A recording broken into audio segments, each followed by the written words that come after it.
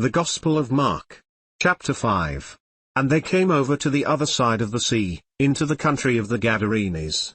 And when he was come out of the ship, immediately there met him out of the tombs a man with an unclean spirit, who had his dwelling among the tombs, and no man could bind him, no, not with chains, because that he had been often bound with fetters and chains, and the chains had been plucked asunder by him, and the fetters broken in pieces, neither could any man tame him.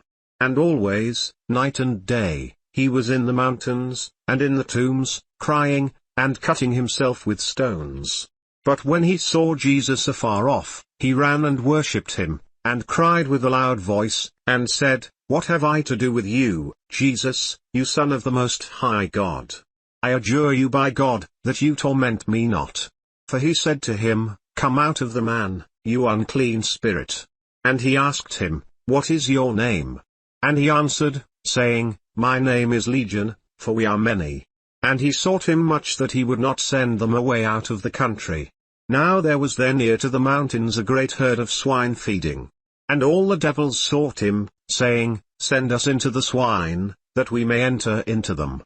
And immediately Jesus gave them leave.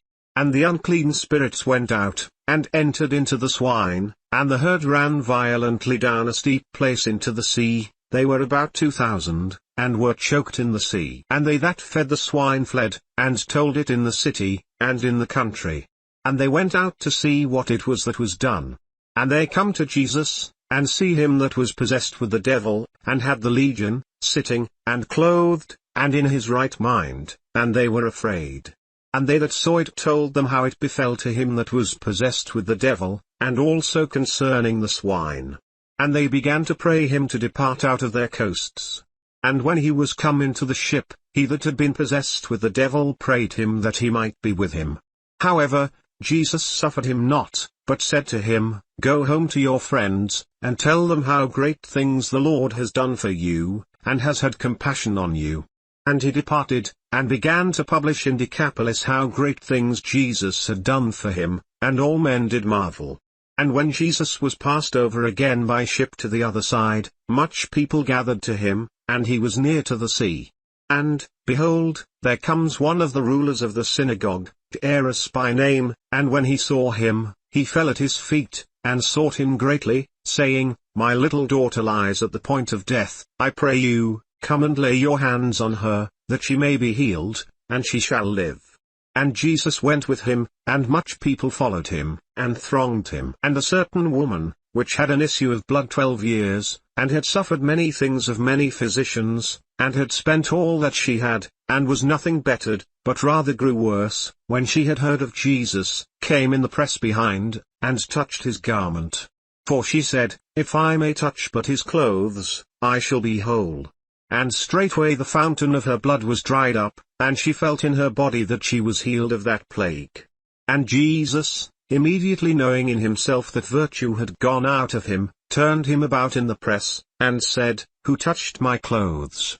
And his disciples said to him, You see the multitude thronging you, and say you, Who touched me? And he looked round about to see her that had done this thing. But the woman fearing and trembling, knowing what was done in her, came and fell down before him, and told him all the truth.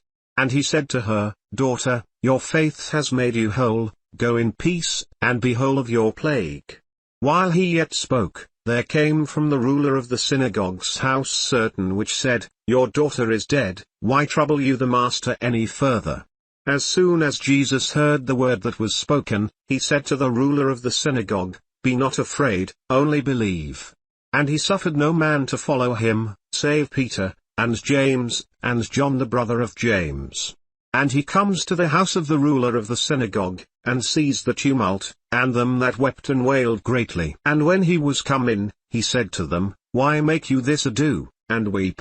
The damsel is not dead, but sleeps. And they laughed him to scorn. But when he had put them all out, he takes the father and the mother of the damsel, and them that were with him, and enters in where the damsel was lying. And he took the damsel by the hand, and said to her, Talitha cumi, which is, being interpreted, Damsel, I say to you, arise. And straightway the damsel arose, and walked, for she was of the age of 12 years. And they were astonished with a great astonishment. And he charged them straitly that no man should know it, and commanded that something should be given her to eat.